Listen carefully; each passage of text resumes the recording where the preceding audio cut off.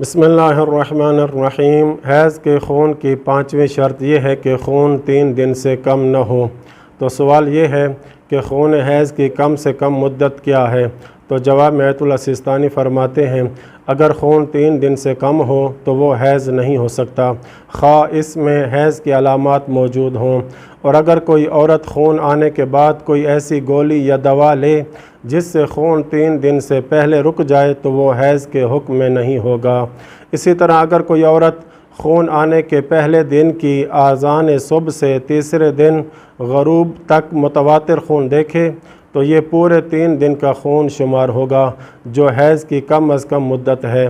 پس پہلی اور چوتھی شب خون دیکھنا ضروری نہیں، لیکن دوسری اور تیسری رات حیض کے ثابت ہونے کے لیے خون جاری رہنا ضروری ہے۔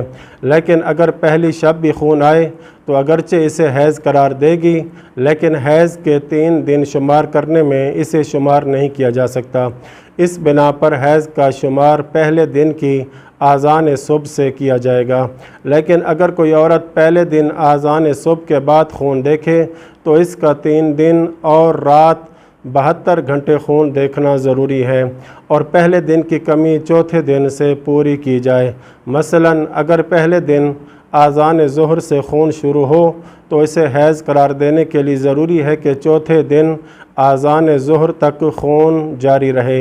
اسی طرح اگر کوئی عورت 3 دن سے کم خون دیکھے اور پاک ہو جائے اور اس کے بعد دوبارہ خون دیکھے جو کم از کم 3 دن ہو اور پھر پاک ہو جائے تو دوسرا خون اس شرط کے ساتھ حیض شمار ہوگا کہ اس سے پہلے والے حیض کو منقطع ہوئے 10 دن یا اس سے زیادہ ہو چکے ہوں، جبکہ پہلا خون اگرچہ اس کی عادت کے دنوں میں آیا ہو حیض شمار نہیں ہوگا۔